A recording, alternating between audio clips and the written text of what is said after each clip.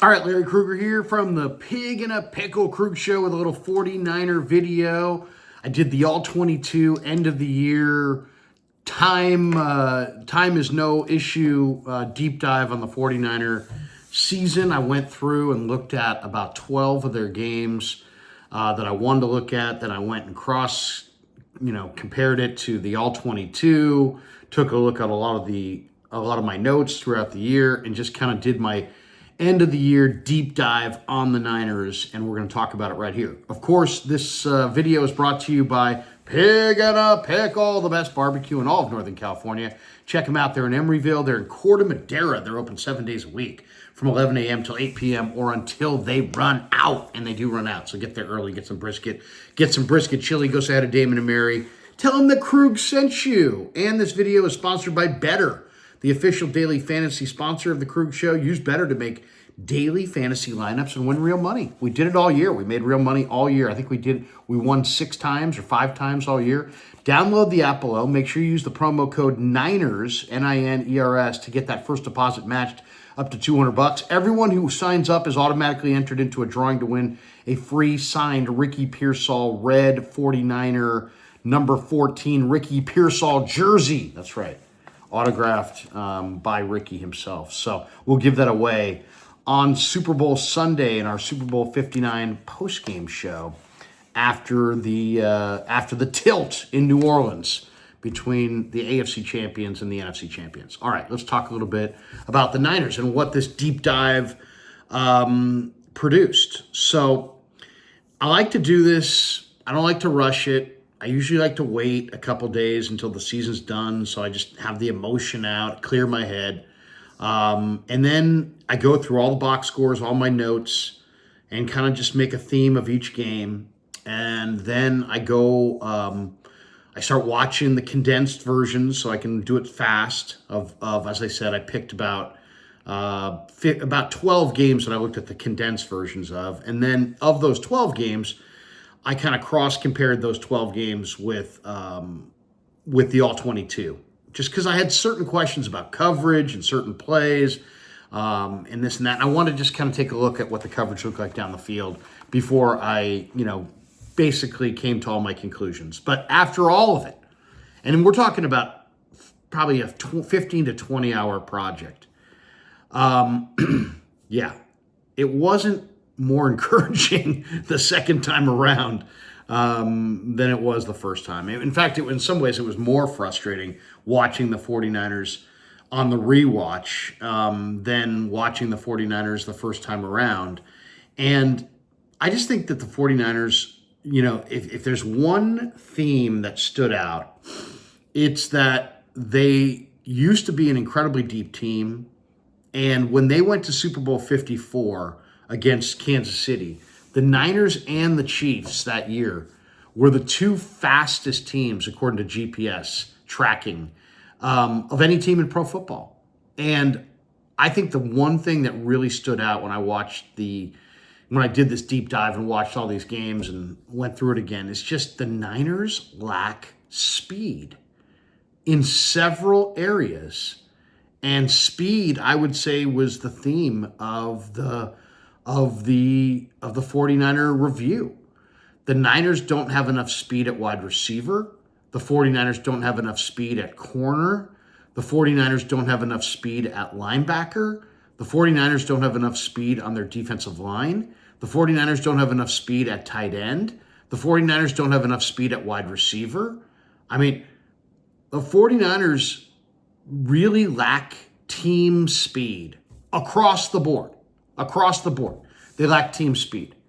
For every D Winters they have seemingly deficient speed. They're deficient speed wise across the board. But let's go through my conclusions. We start with the quarterback.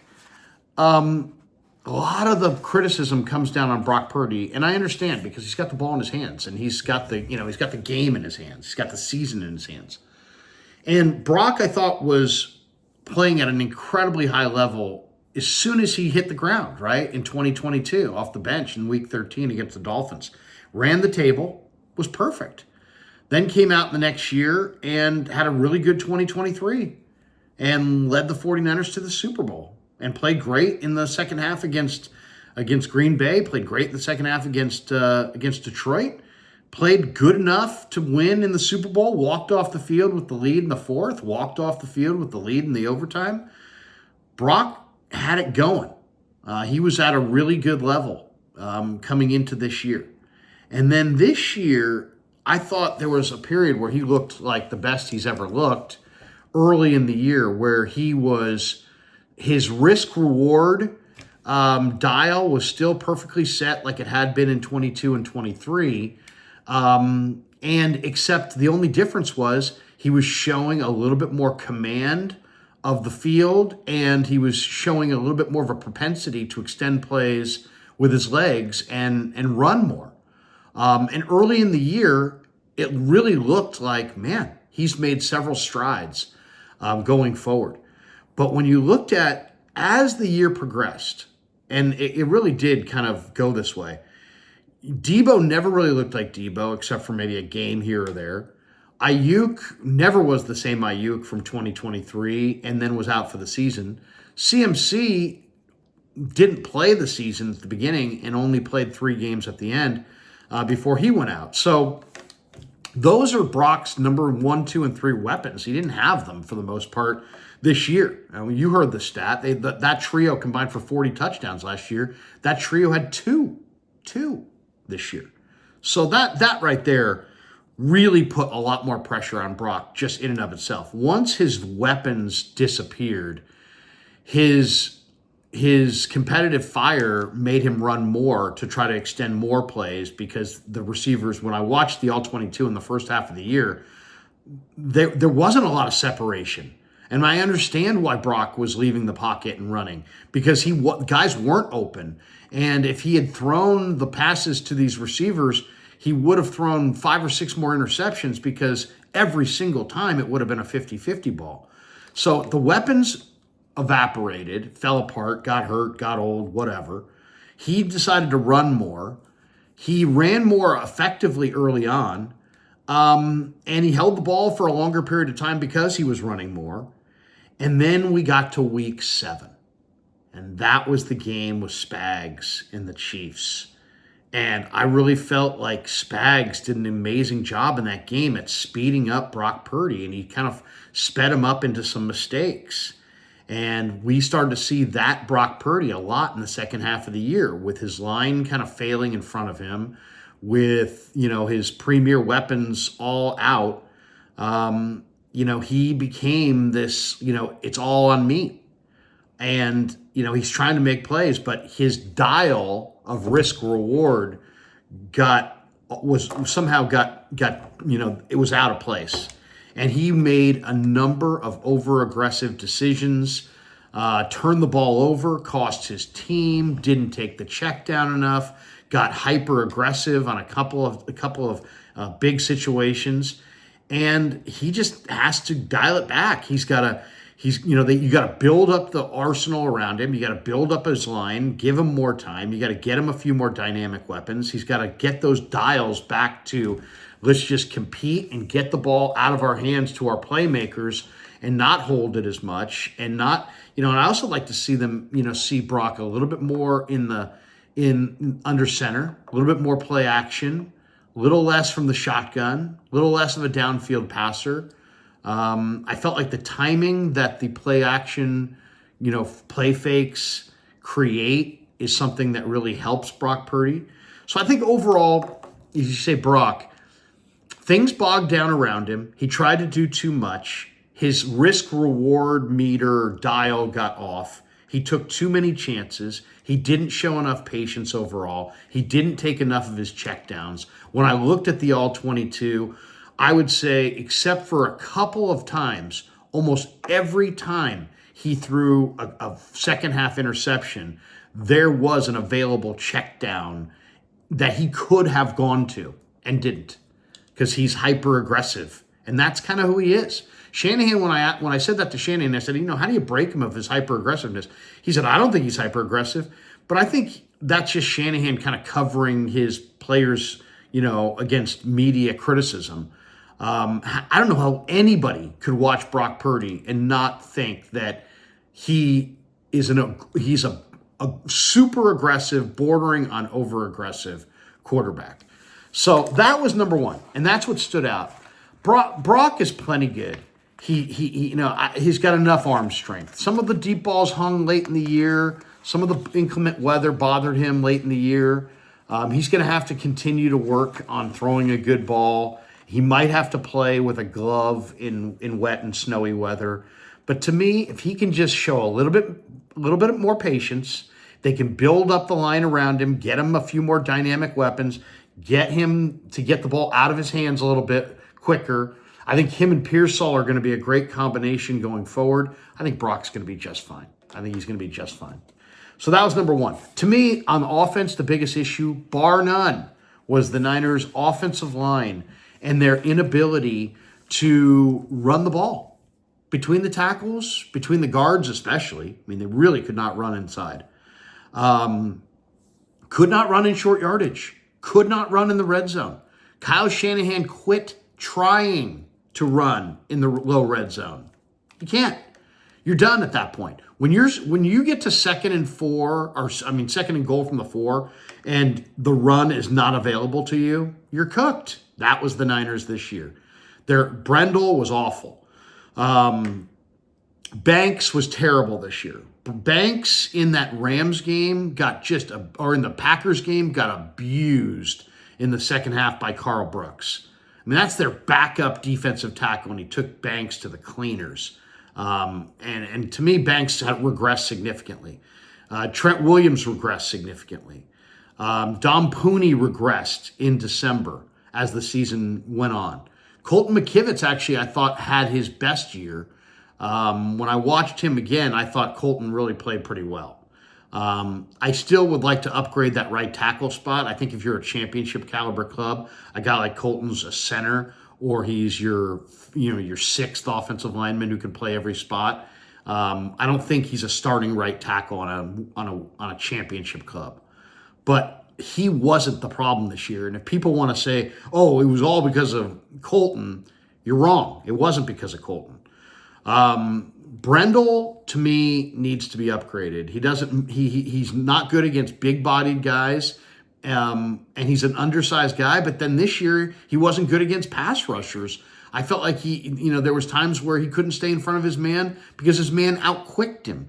So if you're going to get overpowered by the DJ Readers of the world, you have to be able to hold up against the smaller, quicker guys, and he's not. So he needs to be upgraded. The guy that I really like is Marcus Ware from Montana State. He's a right tackle at Montana State, but he's a brawler, and he's a tough guy, and I think he's going to be a center in the pros, and I think he's going to be a damn good center. I think he's going to be probably on the board in the 5th or 6th round. So remember that name, Marcus Ware, W-E-H-R from Montana State. On this offensive line, as far as the draft ahead, I haven't done, the full breakdown of all these guys, but just a couple guys that have stand out to me already. Tyler Booker, the guard from Alabama, is one of the biggest road grading monsters I think I've seen come out in a while. This guy is powerful. I mean, if you want to be able to run in the low red zone, go draft Tyler Booker of Alabama. This guy is going to push people around down there.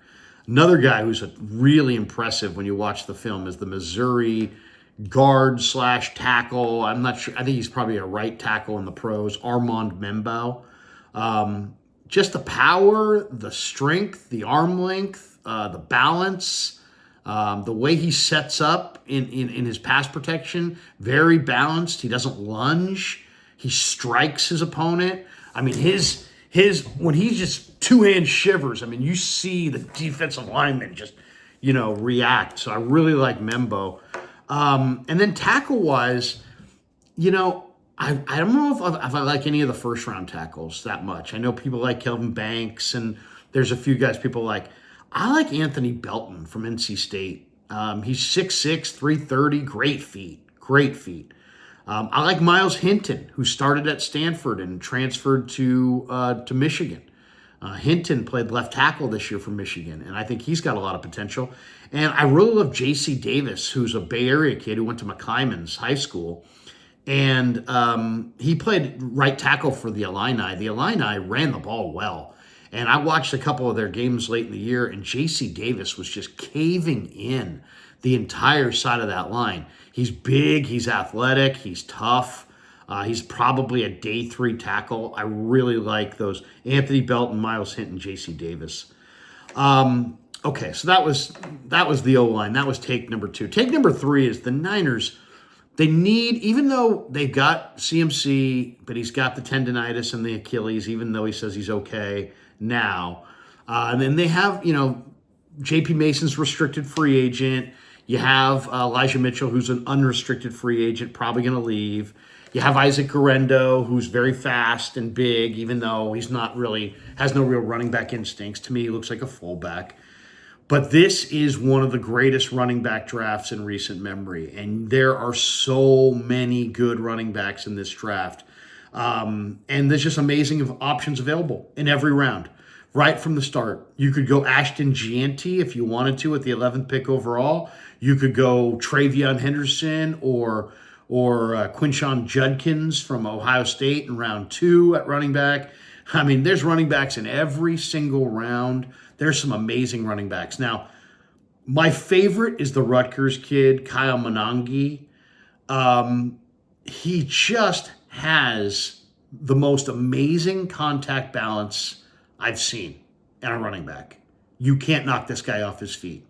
This guy could get hit by a bus and he would still land on his feet 50 feet down the road and keep running. I mean, that's the greatest contact balance I've ever seen on a running back. It reminds me a little bit of Barry Sanders. I mean, he is not Barry Sanders, but this guy is an amazing, the balance and the contact balance when he takes hits is incredible. I love that kid, Kyle Monangai. But there's all kinds of other guys. I mean, literally stud backs everywhere you look in this draft and after the draft. This is one of the greatest drafts I can ever remember for running backs. Go get yourself a couple. To me, when you run out of great running backs, it's game over. You can never have enough good running backs. Look at it. When the Niners lost CMC, the season could have been done, but it wasn't necessarily because they had J.P. Mason. Once Mason went down, then it was like, well, who do you go to? You start to run out of guys, and by the end of the year, you are running out of guys. You're signing guys off the street. So it's an awesome running back draft, and I'll do a whole video on just the running backs because it's an amazing draft, and I could speak for hours on this running back class. Phenomenal players up and down the board in every round, including after the draft. Get yourself a couple good running backs because it's the right year to do it. Okay, that's number 3. Number 4, the Niners got to get a vertical threat. They're too slow at wide receiver, and it's a good year in free agency. There's Tutu Atwell, there's Rondale Moore, there's Mecole Hardman. It's not a great free agent. It's not a great wide receiver draft. I'm not seeing a lot of burners. We'll see who runs the best in February in Indy. There's some amazing wide receivers, in college football, but they're underclassmen. I don't see this being a stellar wide receiver class. I think Rondale Moore might be an ideal fit for the Niners. The former Cardinal traded to Atlanta in the Desmond Ridder trade, and then he got hurt in Atlanta. But Rondale Moore was a 4.29 40 guy at Purdue. He's a little bit of a smaller version of Debo. He's like a jack-of-all-trades guy. You can run him as a running back. You can use him as a receiver. You can put him in the slot. He can be a return man. I love Rondale Moore. That's one guy that I would sign coming off the injury. You can get him for cheap. I also love Tutu Atwell. He just burns people. But it doesn't have to be those two guys. But the Niners have to get some vertical speed. They've got good receivers. They need the vertical threat. Your receiving core has to complement one another. And right now, the 49ers don't have that receiver that makes DBs go from this to I'm running. I've got to worry because Tutu Atwell's running by me. When you play the Niners, everybody's leaning forward. Why? Because they're not worried about getting burned over the top because they don't have anybody that can go over the top outside of Jacob Cowing, and they never used him, or Guerendo, and they don't use him either. So Guerrero, I think, is a really good receiver as far as I thought his hands are amazing. He's going to be a really good player for the Niners as a receiver. But they need another, and you can flex him out and use him as a wide receiver if you want, but they need a vertical threat wide receiver. They don't need a lot of wide receivers. They don't need, possession wide receivers. They have possession wide receivers. They brought in Isaiah Hodgins. I love Isaiah Hodgins. They have JJ. You have Debo. You have Pearsall. You have guys with good ball skills. You have guys with good hands. You need the burner, and they don't have that burner. They have to have that. They got to add that this year. Otherwise, teams, it creates space. If you have guys that can run, it creates space. That's number 4. Number 5, this is one of the best tight end drafts in recent memory. Go get 2 of them. You have Mason Pline. He's a nice receiving prospect. You have Kittle, who's your number 1. The rest of those tight ends move off. Braden Willis, see ya. Saubert, goodbye. All those guys can take off. There's nobody who's that good. The Niners could use a couple good tight ends. Harold Fannin Jr. from Bowling Green, Mitchell Evans from Notre Dame, Jalen Conyers, who started at ASU, transferred to Texas Tech. If you watch Ole Miss, they got Caden Priestcorn. Ben Urasek, the former Stanford tight end, is terrific. He transferred, of course, to Georgia and got kind of lost in the shuffle, but Urasek's a big-time player. Jackson Hawes, who's at Georgia Tech, started at Yale. Super smart kid, big body, good player. And, went from Yale to Georgia Tech, like Jackson Hawes. Carter Runyon is a small school kid from Towson State I watched his film, and I was very impressed with Carter Runyon. Rivaldo Fairweather probably gets the best name of the draft. He plays at Auburn. Great athlete. Cole Taylor started at LSU, transferred to West Virginia. How many people do that, by the way? LSU to West Virginia. Those are 2 of the most passionate fan bases in the country. But Cole Taylor's a 6'7" tight end who's got receiving skills. Jermaine Terry from Oregon State's an impressive athlete. Malik Carr from the University of Houston's an impressive athlete. So this is a good tight end draft. Go get yourself a couple. You really have Kittle and the hope of the future of Pline. Other than that, you're totally naked at tight end. And this is an amazing draft. If you could get Mitchell Evans and Harold Fannin, or if you could get Mitchell Evans and Carter Runyon or something like that, I mean, you could upgrade your tight end spot significantly, and then you could go 12 personnel on the goal line, and then maybe you could run the ball a little bit inside the goal line because you've got the pass threat and the run threat out of 12 personnel, and you get that extra blocker out there. As I said, elite tight end draft for sure. All right. And lastly, let's talk about the defense. The Niners have 2 big-time issues on D. It starts up front. Their defensive tackles are not good enough. Malik Collins, Jordan Elliott. I like Jordan Elliott. I like Malik Collins, but those guys are like 3rd defensive tackles where you have 2 really good starters. The other guys, Givens is going to leave. I think Kalia Davis might be a cap casualty. Khalil Davis didn't do much. The only guy that I really like on this defensive front tackle is Evan Anderson.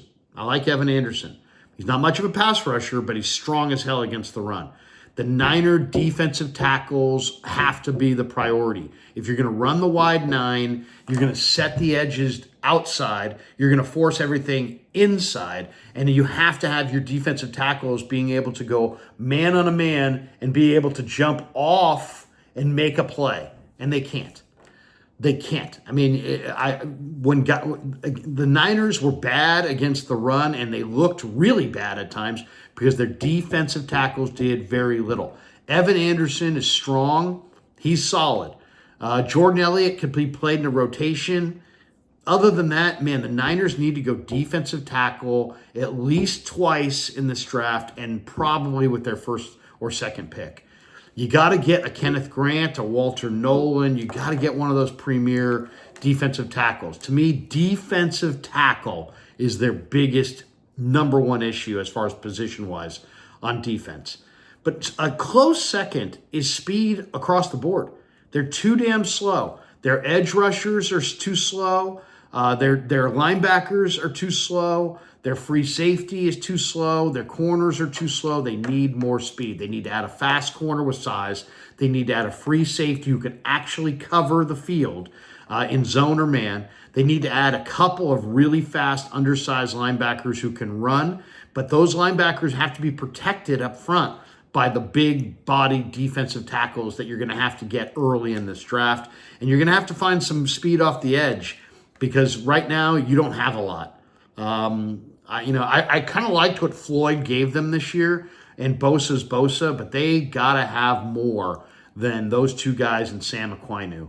And you can't just be like, well, we hope Drake Jackson works out. Nope. You got to get some speed. So that's it right there. Speed is the name of the game, mostly on defense.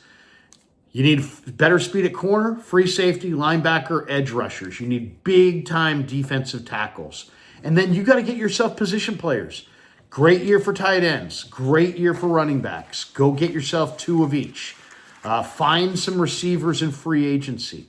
Surround Brock with a better offensive line and a little bit more dynamic weapons. And I think you're going to be. I think the Niners are going to be a bounce back team. I think they're definitely going to be a playoff team. I think they're definitely going to be a Super Bowl contender. It's going to take a great offseason, 2 or 3 key free agents, and a 15-man draft class that you hit on at least a dozen guys. If you can do that, you're going to be back in the mix. If you can't, you won't. But that's what the All 22 Deep Dive produced. So hope you enjoyed the video. Thanks to Better for sponsoring this video. Thanks to Pig and a Pickle for sponsoring The Krug Show. Thanks to all of you guys for supporting The Krug Show on YouTube.